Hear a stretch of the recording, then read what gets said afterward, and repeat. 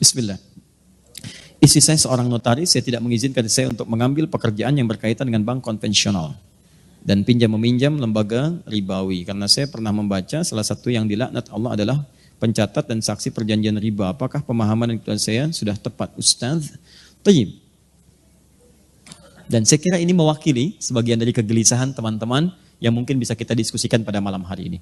Baik, pertama, riba itu jelas dilarang. Ayat-ayat dan hadis-hadis tentang riba itu kuat menunjukkan larangan pada pekerjaan yang dimaksudkan. Alhamdulillah. Sebentar. Hadis Muslim hadis 1402 juga 1389. Man dalla ala khairin falau ajruhu mithla ajri fa'ilihi min ghairi an yankusa min ajri syai'. Siapa yang menunjukkan, memfasilitasi, membantu pada kebaikan, dia akan mendapat pahala yang sama dengan yang mengerjakan tanpa dikurangi sedikit pun. Ya, Masya Allah. Mudah-mudahan pahala yang menghapus sama dengan menulis ya. Baik. Ya, sementara saya tidak menulis dulu, fokus ini. Tahan. Pertama, ayat-ayat dan hadis yang berbicara tentang riba, semua sepakat menuju pada satu kesimpulan yang sama. Haram riba. Ya, kalau bicara tentang riba jelas haram. Quran surah kedua misalnya Al-Baqarah ayat 275. Paling kanan sebelah atas. Quran surah kedua ayat 275. Menyerupakan orang pelaku riba dengan orang yang sedang kesurupan. Artinya ada yang salah dalam dirinya. Bukankah orang kesurupan itu banyak salahnya? Kata-katanya meracau, tindakannya kacau dan sebagainya. Itu bahasa kiasan. Seakan-akan orang riba itu banyak salah dalam dirinya. Makannya salah, gerakannya salah, macam-macamnya salah.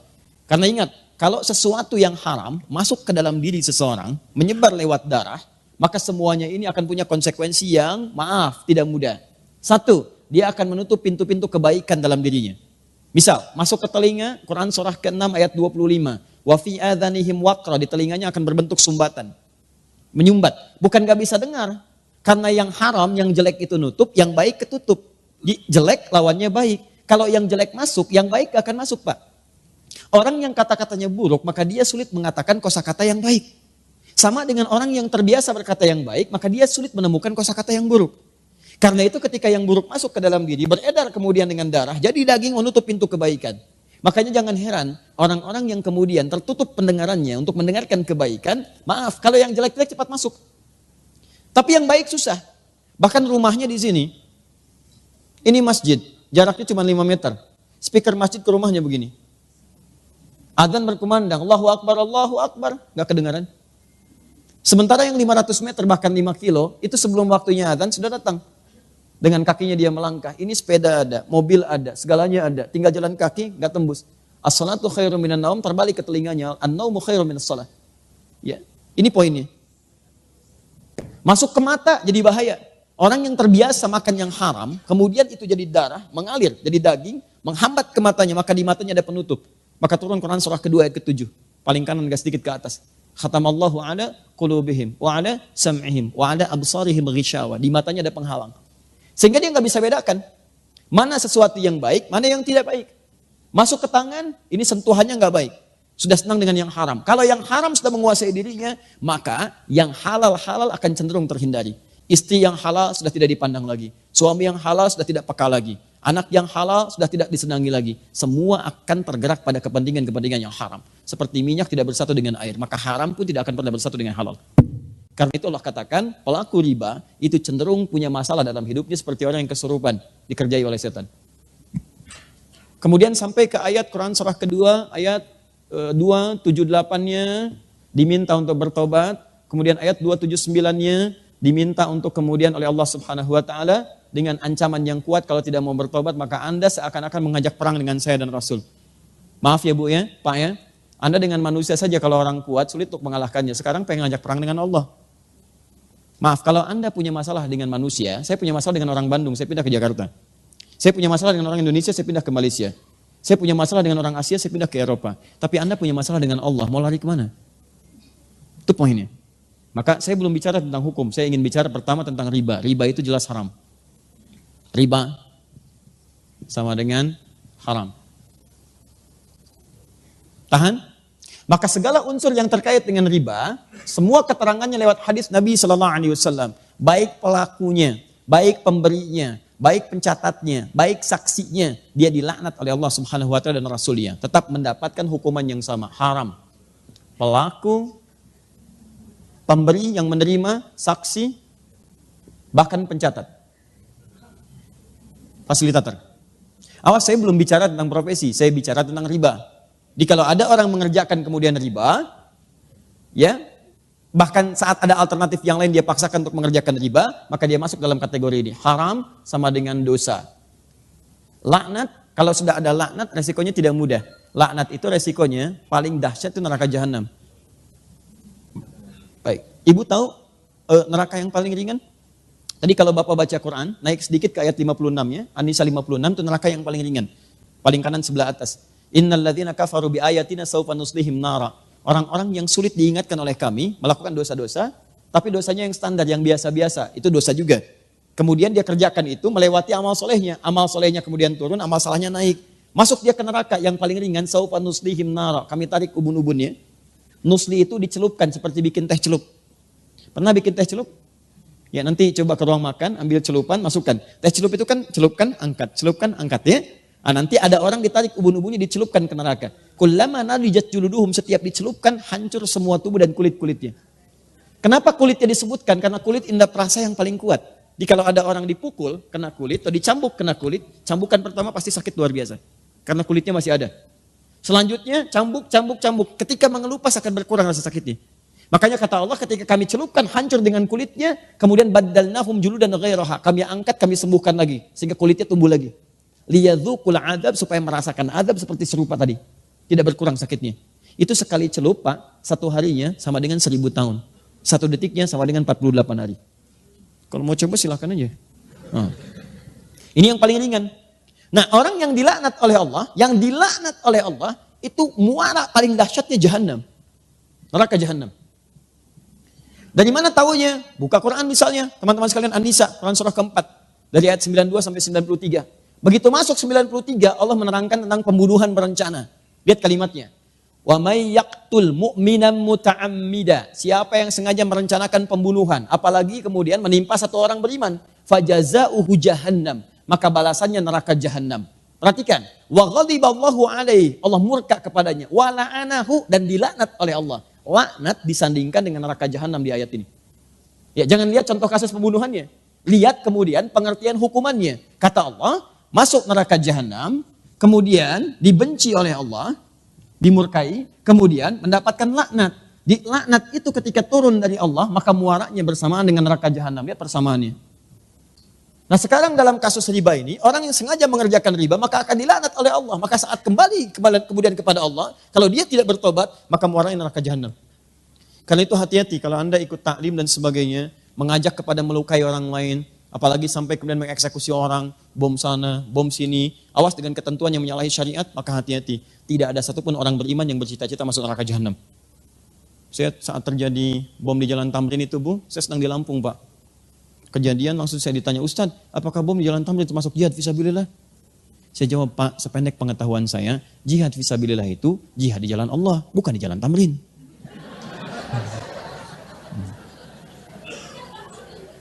Sekarang balik sini ya. Lihat sini, fokus. Ini baru riba. Saya mau terangkan hukum dosa dulu. Nah, setelah itu baru kita masuk kemudian kepada pertanyaan. Ada bank konvensional tadi disebutkan. Di antara kemudian tautannya dengan jasa yang digunakan oleh notaris, boleh jadi ada kemitraan yang tersangkut paut dengan bank konvensional. Apakah setiap turunan dari transaksi bank konvensional menghasilkan riba? Itu pertanyaan yang pertamanya. Satu, apakah kemudian kalau ini menggunakan jasa bank konvensional, termasuk dalam kategori riba pula? Itu kemudian yang mesti kita jawab. Nah, teman-teman sekalian, sekarang saya terangkan sedikit saja tentang hukum. Nanti saya masuk ke Fatwa MUI nomor 1 tahun 2004, ditandatangan tanggal 5 Dzulhijjah tahun 1424, ya bersamaan dengan tanggal 24 Januari tahun kemudian 2004, ya. Jadi setahun sebelum didirikannya INI. Sini. Tahan, fokus ini. Pertama, lihat sini. Riba sama dengan haram. Haram itu hukum, ada 5 hukum dalam Islam di usul fikih. 1 haram, kedua kemudian ada halal, ketiga ada mubah, keempat ada sunnah, kelima ada makruh. Baik, hukum ini akan selalu terkait berkelindan dengan perbuatan, bukan barang. Ingat, perbuatan. Setiap ada perbuatan, maka melekat hukum di dalamnya. Hukum sama dengan perbuatan. Ingat ya, bukan barang ya, bukan barang. Jadi semacam istilah uang haram, sebetulnya bukan uang yang haram. Tapi perbuatan yang menjadikan uang itu sulit untuk digunakan pada aspek-aspek yang baik. Nah sekarang, kaidah selanjutnya, fokus. Perbuatan ini akan terkait berkelindan dengan sebab. Dalam usul fikih disebut dengan ilat namanya. Kaidahnya berbunyi, gak usah dihafal, yang penting paham. Al-hukmu yaduru ma'a illatihi. Al-hukmu yaduru ma'a illatihi. Hukum itu terkait dengan perbuatan yang terkait berkelindan dengan sebabnya. Apa sebab perbuatan itu yang menyebabkan dia dihukumi dengan 5 hukum tadi? Tahan. Ya, sampai sini nggak apa-apa, masih remang-remang, nggak ada masalah. Hukum terkait dengan perbuatan. Perbuatan terkait dengan sebab. Yang menyebabkan hukum turun, ini sebabnya. Apa sebab motivasi perbuatannya? Nah sebab ini cukup menarik dalam tinjauan hukum Islam. Bahkan yang pasti halalnya pun itu bisa berubah jadi haram karena sebabnya. Seperti yang haram pasti pun itu bisa berubah menjadi halal karena sebabnya. Contoh, sholat. Sholat itu halal atau haram? Sholat, bahkan wajib. Hukumnya wajib, halal bahkan wajib. Wajib dikerjakan. Tapi ternyata yang wajib ini bisa menjadi haram dikerjakan saat ada sebab tertentu yang mengiringi penunaiannya. Contoh, sholat dengan riya. Riya itu pengen dilihat orang. Orang sholat harusnya dilihat Allah. Dia sholat motivasinya pengen dilihat orang. Sebab dia sholat ke masjid itu karena pengen dilihat orang, bukan pengen sholatnya. Maka turun ayat fawailul lil musallin, celaka orang sholat, disebut celaka. Jadi Anda bayangkan, yang sholat aja ada peluang celaka, apalagi yang gak sholat. Nah siapa yang sholat ini? Bukan semua orang sholat. Alladzina hum an sholatihim sahun. Yang lalai dalam sholatnya. Siapa orang lalai ini? Alladzina hum yura'un, yang riya. Sholat yang hukumnya wajib, itu bisa berubah haram ketika dikerjakan dalam konteks riya dalam mengerjakannya. Paham? Nah, saya tanya lagi, ada hewan yang hukumnya haram. Apa diantaranya? Baik, babi. Hewan itu haram, diharamkan misalnya. Babi, hukumnya haram. Jelas haramnya. Tapi ada sebab tertentu yang menjadikan babi itu bisa berubah kemudian menjadi halal dalam sementara waktu. Bukan selamanya. Contoh, Anda misalnya ada tugas, kemudian penelitian, sampai studi banding ke Cina, daratan yang paling jauh, masuk ke wilayah yang terpencil, tiba-tiba nggak ketemu hewan yang halal. Ayam nggak ada yang mukillah, kambing nggak ada, sapi nggak ada, yang ada cuma babi. Sehari tahan, 2 hari, 3 hari sudah mulai lapar dan kelaparan. Dalam posisi demikian, apakah boleh makan babi, Bu? Tidak, besar begitu babi. Tidak bisa. Yang boleh makan daging babi, setelah itu dipotong dulu, dimasak dulu. Babi kan besar, bagaimana bisa dimakan? Ya, nah. Lihat sini, tahan, fokus ini. Jadi ambil sebagian dagingnya, kemudian dia mulai dibersihkan, dia dimasak dengan baik dan sebagainya. Dari saat itu dia menjadi halal. Lihat, halal untuk dimakan untuk menutupi rasa lapar saja, bukan untuk dinikmati. Bukan untuk dinikmati. Ya, jadi sifatnya sementara. Perhatikan baik-baik ya. Semua yang berhukum tetap ketika ada sebab tertentu pasti sementara sifatnya. Ya, ini siap, lihat baik-baik. Ini hukumnya haram. Karena ada sebab tertentu, maka dia sementara menjadi halal. Sampai hilang sebabnya itu. Begitu Anda kemudian menemukan ayam, maka babi sudah tidak halal lagi. Tinggalkan babi. Sekarang yang dimakan apa? Bukan ayam besar begitu, daging ayam yang dimakan.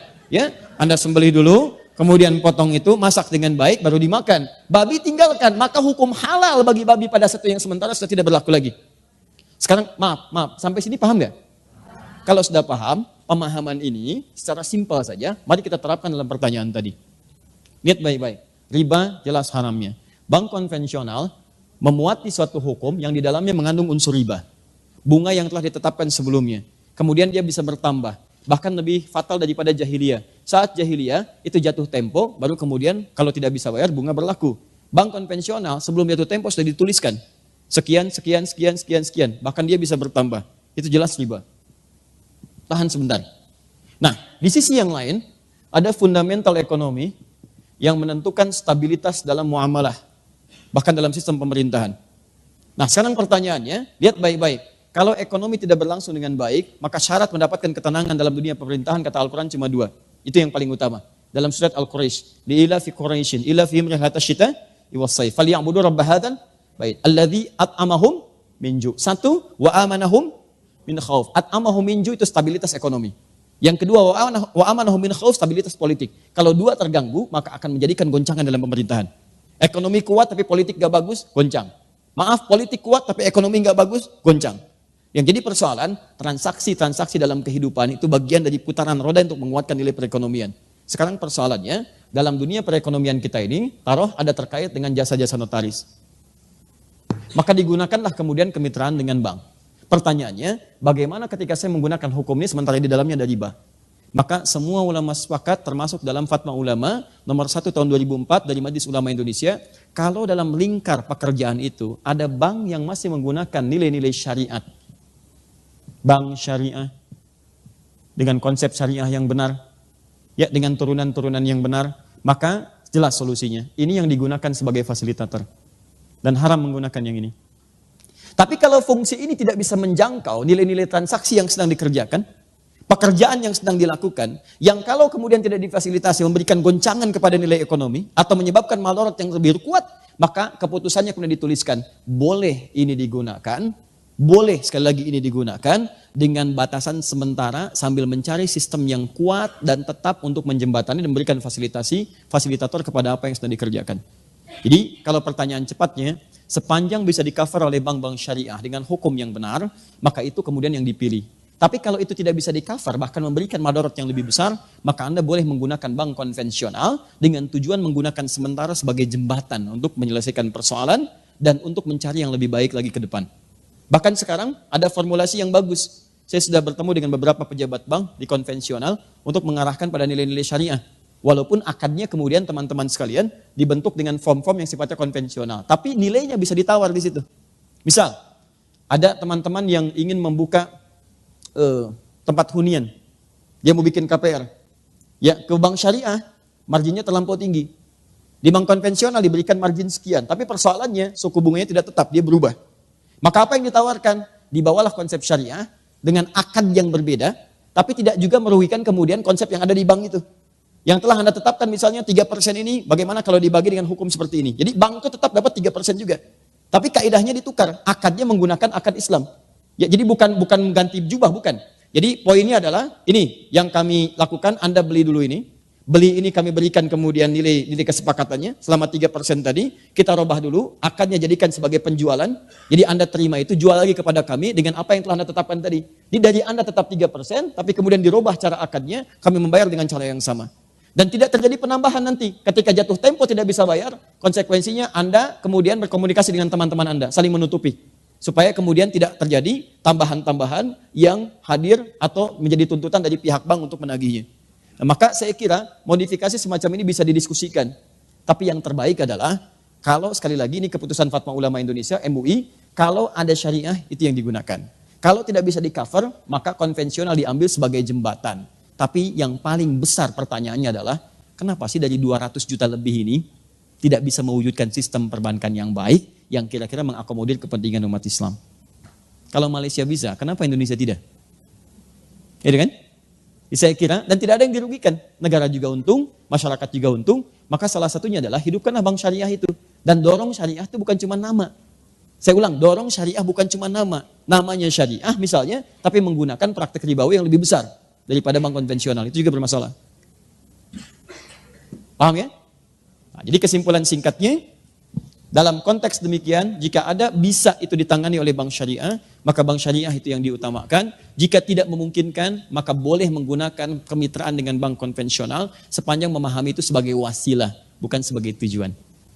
Allahu a'lam bissawab. Itu yang mengatakan bukan Adi Hidayat, yang mengatakan adalah kesimpulan dari fatwa ulama dengan referensi-referensi yang kuat. Di Quran, hadis, juga Anda bisa buka kitab Al-Majmu' Syarah Muhadzab misalnya, juz yang ke-9 karya Imam An-Nawawi. Ya, juga fatwa ulama dari luar, Majma' Buhuth yang di Kairo, Majma' Buhuth kemudian yang di Saudi dengan yang lain-lainnya menyampaikan penyampaian yang sama.